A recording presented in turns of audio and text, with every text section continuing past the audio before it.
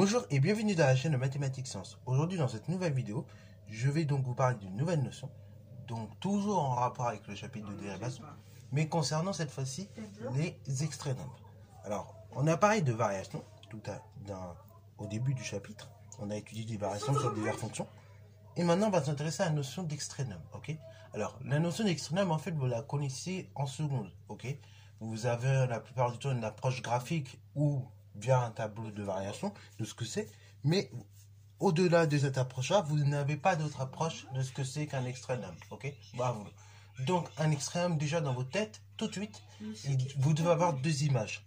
Il y a le maximum et le minimum, ok? Donc déjà, quand on va parler d'extrait nombre, ça va être du maximum et du minimum.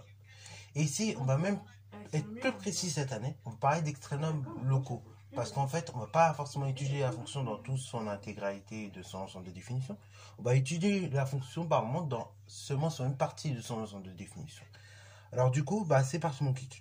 Dans un premier temps, on va définir justement ce que c'est qu'un extrait nombre local.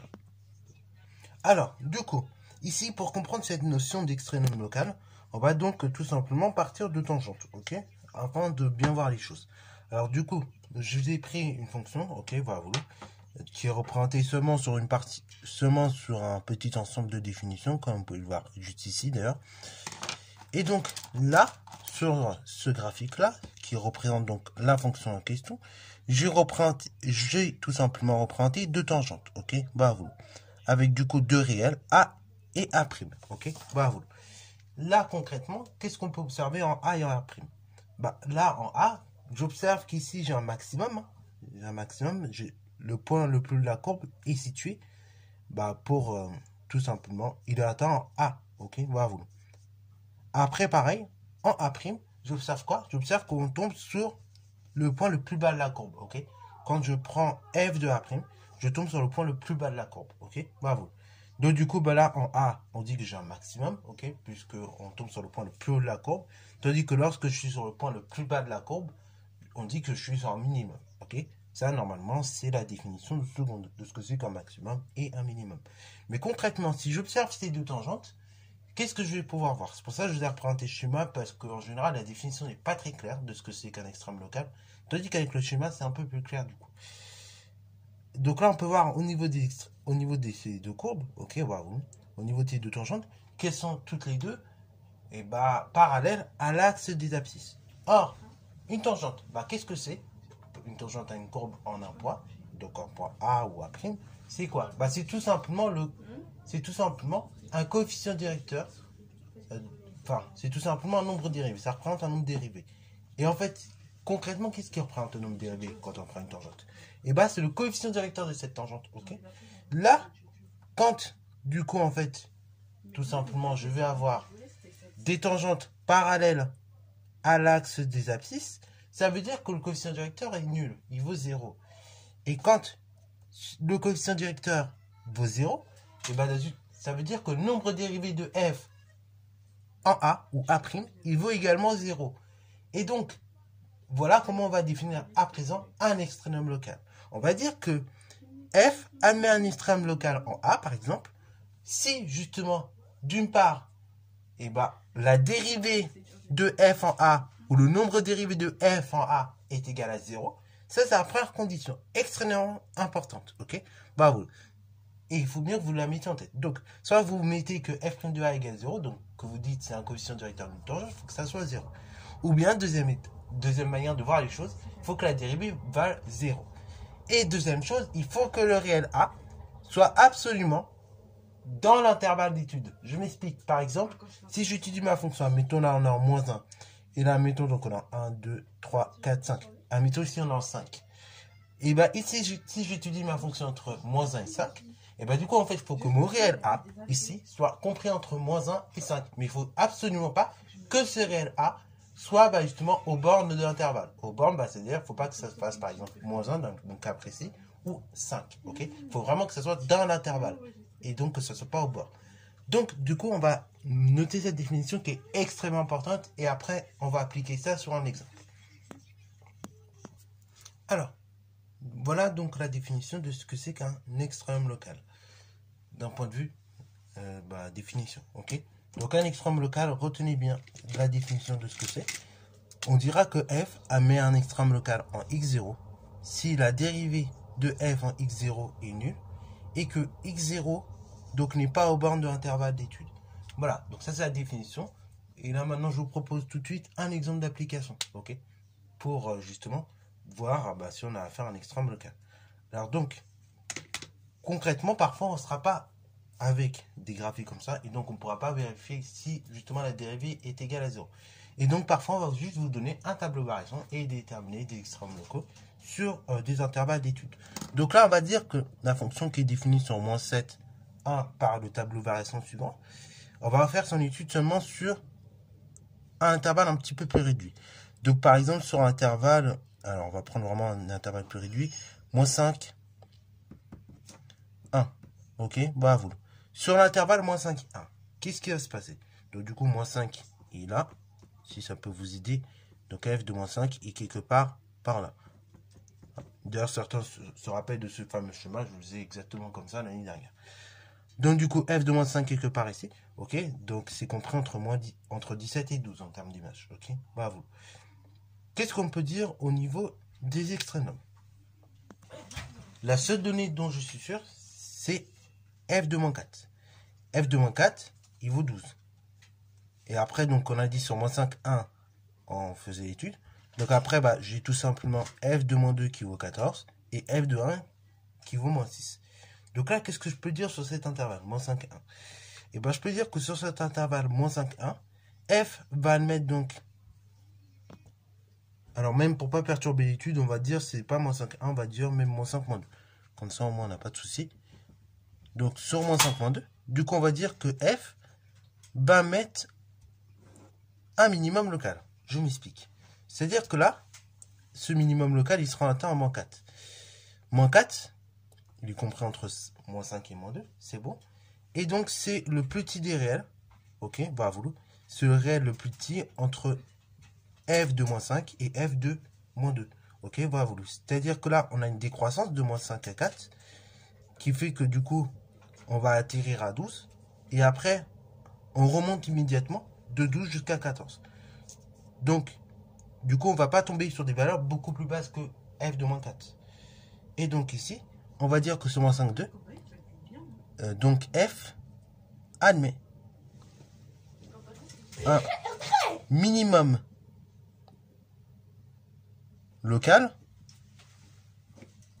atteint en moins 4. Alors attention, c'est un minimum local, puisque je fais l'étude de la fonction sur un intervalle localisé. En revanche, ce n'est pas le minimum de la fonction. Le minimum de la fonction, si je fais l'étude sur son intervalle de définition, il vaut moins 6. Ok, bravo. Donc là, faites bien attention. On va prendre un autre exemple comme ça pour que vous puissiez bien comprendre. Maintenant, je vais faire l'étude sur l'intervalle moins 3, 1. Sur l'intervalle moins 3, 1, donc moins 3 est quelque part par là. Donc ici, f de moins 3, on a. Du coup, sur l'intervalle moins 3, 1, qu'est-ce que l'on peut dire? Et voilà, de même, on va dire que le nombre 14, c'est le nombre le plus grand. Okay, c'est l'image la plus grande qu'on obtient donc de f pour des réels x compris entre moins 3 et 1. Ok, bravo. C'est-à-dire que là, entre moins 3 et 2, on a une croissance. Ok, bravo. On poursuit la croissance entamée depuis moins 4. Et après, du coup, on arrive à 14 et on décroît. C'est-à-dire que, du coup, les valeurs sont beaucoup plus petites que 14. Et là, comme il y a une croissance de moins 3 jusqu'à moins 2, ça veut dire que les valeurs avant moins 2 étaient plus petites. Sur l'intervalle moins 3, 1, comme je le disais, donc, en fin de compte, ce qu'on va observer, c'est l'inverse. Là, on va dire que f admet. Donc, vous l'avez vu, un maximum. Mais un maximum comment? Un maximum local. Et donc, il atteint en moins 2. Alors, attention. Ici, je le répète, il s'agit d'un maximum local, puisque je fais l'étude sur moins 3, 1. Mais ce n'est pas le maximum de la fonction. Le maximum de la fonction, ici, ce serait 17, tout simplement. Ok? Donc, du coup, là, faites bien gaffe entre maximum et maximum local. Ok? Bravo. Vraiment, on parle de maximum local lorsque je fais l'étude sur un intervalle beaucoup plus petit que l'intervalle de définition de la fonction. Du coup, c'est pour ça que je parle de maximum et minimum local. Ok? Parce que du coup, c'est maximum ou le minimum sur cet intervalle. Mais en revanche, c'est pas forcément le maximum ou le minimum de la fonction. Alors, attention. Petite précision également, je me rapporte ici. On peut dire qu'une fonction, on peut avoir des fonctions. Tout dépend de l'intervalle d'étude sur laquelle on va traiter. Mais du coup, on peut avoir des fonctions où, en fait, le maximum local est identique au maximum de la fonction. Mais il y a certains cas, donc tout dépend de l'intervalle d'étude encore une fois, où le maximum de la fonction, ce ne sera pas forcément le maximum local sur lequel on est situé. Ok, bravo. Donc tout dépend vraiment de l'intervalle d'étude. Alors justement, est-ce que là, la définition que j'ai écrite, juste là, la réciproque est vraie. C'est-à-dire que finalement, dès que j'ai une dérivée qui est nulle, je suis en présence d'un extrême local. Non. Justement, chaque année, il y a des erreurs là-dessus et il faut que vous mettez en tête que c'est pas forcément vrai. C'est pas parce que j'ai une dérivée qui s'annule que automatiquement j'ai un extrême local. C'est tout le contraire. Il faut bien faire attention et c'est pour ça que la réciproque, pour qu'elle devienne vraie, il va falloir préciser une petite chose. Ok? Que vous avez peut-être constaté lorsqu'on faisait les études de signes, les études de variation, de fonctions. Mais donc, voilà, je vais devoir préciser cette petite chose qui est extrêmement importante. Voilà. Alors, propriété très, très, très importante, très oubliée des élèves et qu'il va falloir que vous rentrez ça dans votre tête, je sais pas comment, faites des exos, bref. En tout cas, il faut que cette propriété rentre lorsque la dérivée est égale à 0 en x0, mais qu'également cette dérivée change de signe, ça veut dire que f va admettre tout simplement un extrême local en ce réel où justement la dérivée s'annule. Donc, du coup, on va avoir deux cas, le cas du maximum et le cas du minimum, pour comprendre un petit peu les choses. Comme ça, on va faire le tableau, comme ça, on va faire des petits graphiques et voilà. Donc, par exemple, si j'ai un maximum, donc un maximum en x0, qu'est-ce qui va se passer lorsque j'ai un maximum en x0? Donc, on va voir sur le graphique. Donc là, je vous fais un graphique à main levée. Ça sera pas très beau, mais c'est juste pour vous montrer un peu les choses qui devraient arriver. Donc, admettons, j'ai une courbe, j'ai une fonction de ce style-là. Voilà. Alors, du coup, à un moment donné, il se trouve qu'on va avoir un maximum local qui va être atteint en un réel qu'on appelle x0. Ok, bravo. Alors, on peut nommer. Alors, après, en vrai, ça c'est comme vous voulez. Vous l'appelez comme vous voulez. On dit x0, mais ça peut être x1, x2, L. Bref. En tout cas, voilà. Vous allez avoir à un moment donné un maximum. Que je vais arriver à tracer juste là. Qui est ici. Qui atteint ce réel A. En ce réel là. Donc x0. Lorsque j'ai le maximum en x0, qu'est-ce qui se passe au niveau de la tangente? Et d'abord, on va avoir une croissance, une tangente dont le coefficient directeur est croissant et positif. Et après, j'arrive au niveau de ce réel x0. La tangente, le coefficient directeur devient nul. Après, passer ce réel-là, x0, la tangente, on voit qu'elle descend. C'est-à-dire que le coefficient directeur devient négatif et donc la dérivée est négative. Donc, conclusion, lorsque j'ai un maximum en x0, ça veut dire que d'une part, j'avais une croissance. Ok, voilà. J'avais une croissance de la fonction puis une décroissance. Et ça veut dire quoi? Ça veut dire que concrètement, en termes de dérivée, d'abord j'ai une dérivée positive et une dérivée négative. Donc du coup, on va établir ça sous forme de tableau.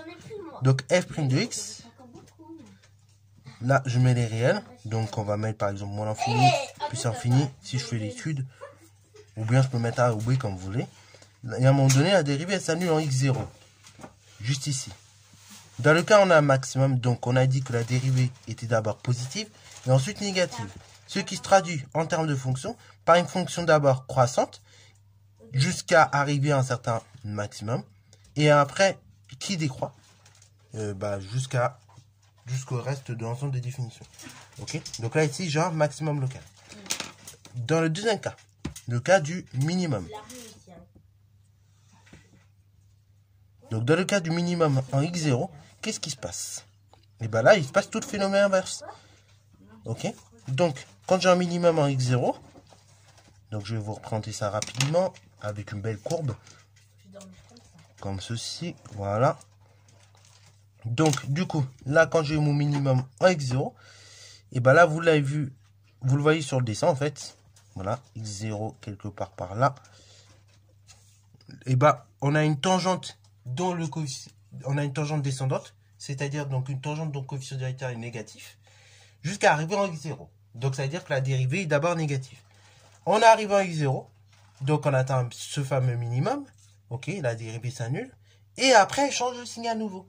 Donc là, du coup, on remonte. Ok, la tangente, le coefficient directeur devient positif. Donc la dérivée est positive. Et donc, ce réel-là, x0, est un minimum. Ok, donc là, voilà le tableau de variation et de signe à quoi il ressemble dans ce cas précis. Donc là, je vais vous le tracer rapidement. Donc on a x. Alors on va dire que là, on fait un peu plus localisé. Donc on va dire on part d'un réel A, on va en réel B. Là, j'ai la dérivée f' de x et j'ai les variations. Donc en termes de dérivée, donc la dérivée est d'abord négative dans ce cas-là, de a jusqu'à x0. Elle s'annule, elle rechange de signe. Ok. Et donc en termes de variation, lorsque la dérivée est négative, on a une fonction d'abord décroissante. Et après, on a une fonction qui recroît. Et là, donc, j'ai un minimum local. Tandis que là, j'ai un maximum local. Ok, bravo. Donc, là, mettez-vous ça en tête. Je vais vous le répéter une troisième fois. Donc, concrètement, quand on va vouloir étudier, voir une fonction pour voir justement si elle présente des minimums ou des maximums locaux, qu'est-ce que je vais faire? Et bien, concrètement, je vais calculer d'abord la dérivée. Une fois que j'ai calculé la dérivée, je vais étudier le signe de la dérivée. Et si elle s'annule, ça veut dire qu'elle présente des extrêmes locaux. Attention, elle s'annule en changeant de signe. Si elle s'annule mais qu'elle ne change pas de signe, bah, il n'y a pas d'extrêmes locaux. En revanche, si elle s'annule et qu'elle change de signe, et bah là, du coup, on aura tout simplement un extrême local. Donc là, pareil, en termes d'exemple, très rapidement, je pourrais vous citer la fonction cube. Ok, on voit que la dérive s'annule en 0, mais pourtant, et bah, si vous allez de part et d'autre de la courbe, ok, de part et d'autre de 0, donc que ce soit dans le négatif ou dans le positif, on n'a pas de changement de variation. Ce qui se traduit en termes de dérivée qu'on n'a pas de changement de signe de la dérivée. Et donc, ce qui se traduit par le fait qu'on n'a pas d'extrême local finalement en 0. Ok, bravo. Donc là, pareil, on traitera différents exemples pour justement nous entraîner là-dessus. Et donc, voilà, c'est tout ce que j'avais à vous dire à ce sujet-là. Donc, en tout cas, j'espère que cette vidéo t'aura plu. Si c'est le cas, n'hésite pas à la liker, commenter et bonne récitation en mathématiques et en sciences.